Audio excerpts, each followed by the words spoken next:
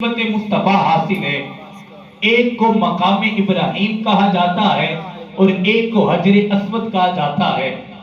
حجر اسود اس وجہ سے ہے کہ وہ جنتی پتھر ہے، اور دوسرا مقام ابراہیم۔ اب اسے کیا نسبت مصطفیٰ سے حاصل ہے؟ اللہ رب العزت نے حضرت ابراہیم علیہ السلام کو حکم فرمایا، اے ابراہیم علیہ السلام، آپ اپنے بیٹے کو ساتھ لگا کر اللہ کے گھر مکہ کی خانہ کعبہ کی تعمیر کیجئے۔ حضرت ابراہیم علیہ السلام نے حضرت اسماعیل علیہ السلام کو ساتھ لگایا اور خانہ کعبہ کی تعمیر کی۔ جب سارا گھر مکمل کر لیا، واقعہ آپ نے سن رکھا ہے، جب سارا گھر مکمل کر لیا، اب نسبت مصطفیٰ کی بات سنیں۔ جب سارا گھر مکمل کر لیا نا، تو اللہ رب العزت نے فرمایا، اے ابراہیم، تو نے اب مزدوری کی ہے، اب تو بتا اپنی مزدوری لینا کیا چاہتا ہے؟ اب کیا مزدوری لینا چاہتا ہے؟ تو حضرت ابراہیم علیہ السلام نے فرمایا، مولا تیرے گھر کی اب مزدوری کی ہے، اب اس کی اجرت بھی ایسی لینا چاہتا ہوں جو اس کے شایان شان ہو، جو اس کی شان کے مطابق ہو۔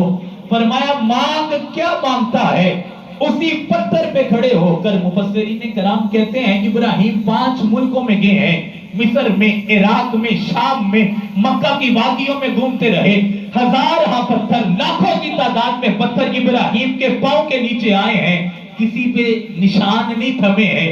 اسی پتھر پہ کھڑے ہو کر مولا ربنا وابعث فیہم رسولا، میں تجھ سے کچھ مانگنا چاہتا ہوں، اس گھر کی اجرت مانگنا چاہتا ہوں، تو مولا مجھے اس گھر کی مزدوری عطا کرنی ہے، مجھے کچھ اور عطا نہ کر، اس کی اجرت کے بدلے میں اپنا حبیب مصطفیٰ عطا کر دے۔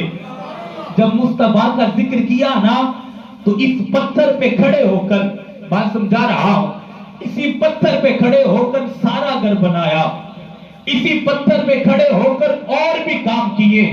جب رسول کو مانگا گیا نا، اللہ نے حضرت ابراہیم کے قدموں کے نشان نصب کر دیے، نصب کر دیے۔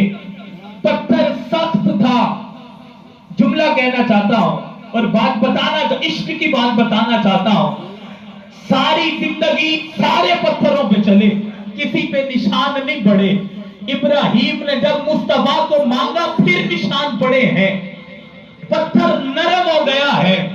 میرے شیخ نے کہا، آپ فرماتے ہیں پتھر نرم ہوا ہے کس کی وجہ سے؟ ذکر مصطفیٰ کی، رسول مانگا ہے۔ لوگوں اگر تمہارے دل سخت ہو گئے ہیں، ذکر مصطفیٰ کرو، تمہارے دلوں کو اللہ نرم کرتا چلا جائے گا۔ پتھر سخت ہے، ذکر مصطفیٰ کی یاد نرم ہو گیا۔